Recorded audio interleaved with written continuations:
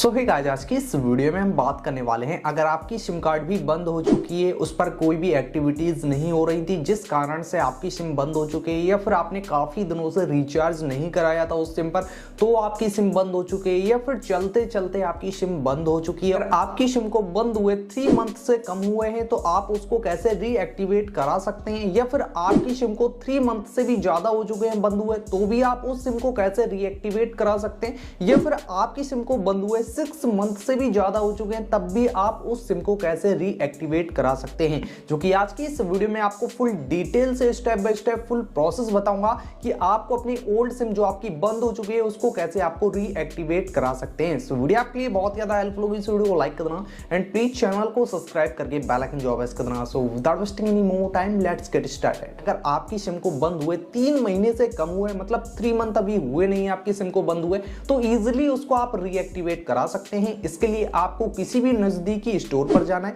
जैसे कि आपकी सिम एयरटेल की थी तो एयरटेल के स्टोर पर जाइए, उसे आप बोलिए सर मेरी सिम चलते चलते बंद हो गई है, इसको सिम को स्वैप कर दीजिए।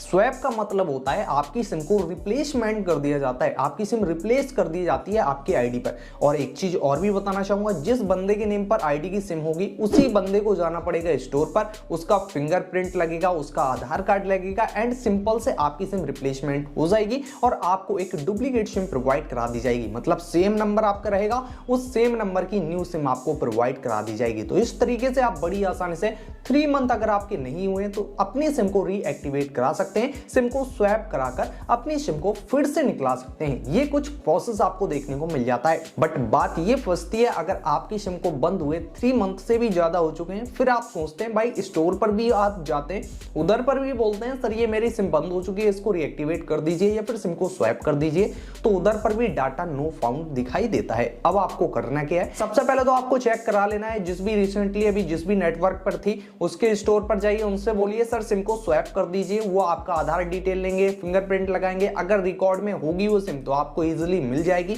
बट रिकॉर्ड से जा चुकी होगी तो आपको अब करना क्या है। जैसे कि मैक्सिमम केसेस में मैं देखता हूं 3 मंथ से ज्यादा हो जाते हैं सिम को बंद हुए, तो ये सिम काफी कम केसेस में काफी लोग निकला पाते हैं, बिकॉज जिनको ये प्रोसेस पता होता है तो ही निकला पाते हैं, वरना नॉर्मल सा बंदा नहीं निकला पाता, ना ही स्टोर वाले उनको बोलते हैं। सबसे पहले तो आपको चेक करा लेना है जो कि रिसेंटली नेटवर्क पर थी, अगर नहीं उस पर फाउंड हो रही तो आपको सिंपल से याद करना है कि जब भी हमने सिम को परचेज किया था, जैसे कि मैंने एक अपनी सिम परचेज किया था जो कि मेरी सबसे ओल्ड सिम थी, मैंने अपनी बीएसएनएल पर परचेज किया था।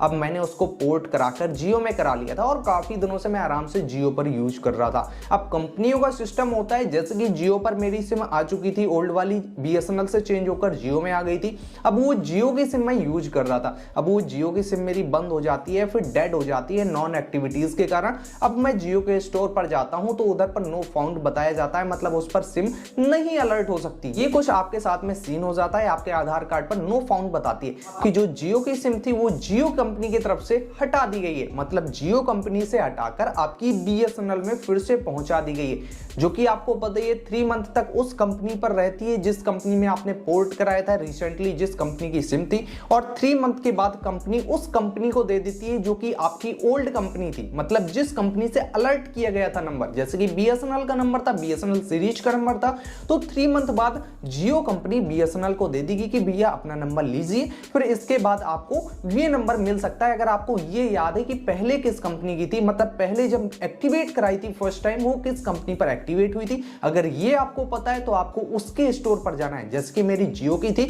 जियो के स्टोर पर मैंने पता कर लिया नहीं मिल रही, अब मैं जाऊंगा बीएसएनएल ऑफिस, बीएसएनएल स्टोर पर जाऊंगा, उधर पर बोलूंगा सर मेरा नंबर बंद हो चुका है, इसको फिर से रीएक्टिवेट करना है, मतलब इसको रीएक्टिवेट कर दीजिए। उधर पर आपको फॉर्म फिल अप करना पड़ेगा और साथ में आपका फिंगरप्रिंट आधार कार्ड लगेगा, उस रिकॉर्ड से आपकी सिम मिल जाएगी। बिकॉज फर्स्ट टाइम जब आपने एक्टिवेट कराया था तो बीएसएनएल में ही एक्टिवेट कराया था, तो बीएसएनएल के स्टोर पर जाकर आपको वो सिम मिल सकता है। अगर 6 मंथ से कम हुए हैं तो आपको बीएसएनएल में वो सिम मिल जाएगा। बट अब काफी लोगों का सवाल आता है कि भाई 6 6 मंथ से भी ज्यादा हो चुके हैं हमारे नंबर को बंद हुए। अब गाइस इस केस में 99.9% सिम नहीं मिलती, ये मैं आपको क्लियर कर देना चाहूंगा। बिकॉज काफी बंदे बोलते हैं ऐसे निकलाएगी वैसे निकलाएगी, बिल्कुल भी नहीं निकलती। अगर 6 मंथ से ज्यादा हो चुके हैं तो सबसे पहले तो ये प्रोसेस आपको कर लेना है। जैसे कि मैंने आपको बताया रिसेंटली जिस कंपनी में पर थी उस पर आपको स्टोर पर जाकर दिखवा लेनी है। अगर रिकॉर्ड पर आती है तो ठीक है, अगर नहीं आती तो फर्स्ट टाइम कंपनी थी, फर्स्ट टाइम आपने एक्टिवेट कराई थी जिस कंपनी पर, उस पर चेक करा लेना है। उस पर भी नहीं आ रही तो अब आपको करना क्या है, सिर्फ एक ही ऑप्शन रह जाता है, 0.1% का चांस रह जाता है कि आपको थोड़ा सा वेट कर लेना है। जब भी वो आपका नंबर किसी न्यू पर्सन के नेम पर एक्टिवेट हो जाता है, अब उस न्यू पर्सन को कॉल लगाकर आपको उससे रिक्वेस्ट करना है, सर मेरा नंबर था, काफी ज्यादा इंपॉर्टेंट नंबर था, प्लीज मेरे इस नंबर को दे दीजिए और जो भी अमाउंट हो आपका बोल दीजिए, मैं आपको प्रोवाइड करा देता हूं। सिर्फ ये चांस आपके पास रह जाता है। अगर 6 मंथ से ज्यादा हो चुके हैं आपके सिम को बंद हुए तो आपके पास सिर्फ एक ही चांस रह जाता है। बंदे से नंबर अगर मान भी जाता है वो देने के लिए नंबर, तो आपको उस बंदे से नंबर कैसे लेना है वो भी मैं आपको बता देता हूं। उस बंदे से नंबर आपको कैसे लेना है, सबसे पहले तो सबसे बेस्ट तरीका होता है कि ज्यादातर आप सिम को जो निकलाते हैं वो उसी स्टेट की सिम होती है। अब उसी स्टेट के पर्सन के नेम पर एक्टिवेट होती है तो उसके पास एड्रेस आपका आसपास होगा, उसके घर पर भी जाकर सिम को ले सकते हो, उसको मुंह मांगा अमाउंट दे सकते हो तो वो आपको सिम दे सकता है। और सेकंड ऑप्शन ये देखने को मिल जाता है कि उसको आप ऑनलाइन पेमेंट कर और उससे एक यूपीसी कोड ले सकते हैं सिम का। अब यूपीसी कोड क्या होता है वो भी मैं आपको डिटेल से बताना चाहूंगा। यूपीसी कोड होता है जैसे कि अगला पर्सन अगर मान जाता है सिम देने के लिए और यूपीसी कोड जनरेट करने के लिए 1900 में आपको वो नंबर टाइप कर मैसेज सेंड करना पड़ता है उसी नंबर से। जब भी वो बंदा मैसेज करता है उसी नंबर को 1900 में, तो उसके बाद आपके कुछ 1 मिनट्स के अंदर आपके पास एक यूपीसी कोड आ जाता है। उस पर्सन के पास, जिस भी पर्सन के पास आपकी सिम गई है उसके पास एक यूपीसी कोड आ जाएगा। उस यूपीसी कोड को बोल देना है, सर मेरे को ये यूपीसी कोड दे दीजिए, मुझसे अमाउंट ले लीजिए। अब वो यूपीसी कोड आपको दे देता है एंड इसके बाद वो कैंसिल भी कर सकता है। ये अपने रिस्क पर आपको काम करना है। जैसे ही आपको यूपीसी कोड दे देता है फिर अपने नेम पर आप उसको पोर्ट करा सकते हो। पोर्टिंग का प्रोसेस तो आप जानते हो कि किसी भी स्टोर पर या फिर किसी भी सिम वाली शॉप पर जाइए,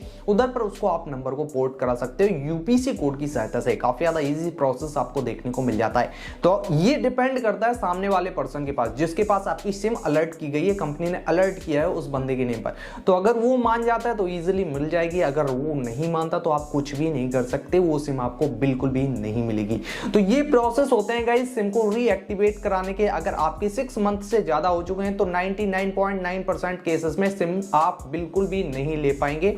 बट 6 मंथ से कम हुए हैं तो आपको ये सिम मिलने के काफी ज्यादा चांसेस होते हैं। बट अगर 3 मंथ से भी कम है तो इजीली 100% चांस होते हैं कि उस नंबर को आप फिर से रीएक्टिवेट करा सकते हैं। सो गाइस जिस तरीके से आप बड़ी ही आसानी से अपने नंबर को रीएक्टिवेट करा सकते हैं। वीडियो पसंद आया तो वीडियो को लाइक कर देना, साथ में चैनल को सब्सक्राइब करके बेल आइकन जो प्रेस कर देना। Thanks for watching.